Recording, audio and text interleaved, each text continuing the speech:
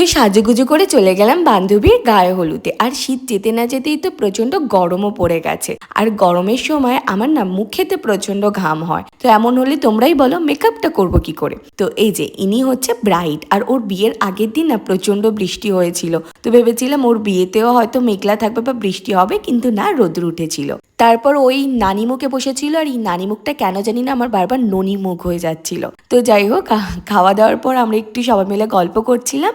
আর আমি এখানে স্বপ্নার কাছে দাবি জানাচ্ছিলাম যে তুই একটু ঘামছিস না, আমি কেন ঘামছি। তো এটা ছিল ওর হলদি সেট আপ। আর এখানে দেখো তো পোস্ট মেরে ফটো তুলছিল। তারপরে ওর লাস্ট মানে গায়ে হলুদটা হলো, যেটা ছেলের বাড়ি থেকে এসেছিল।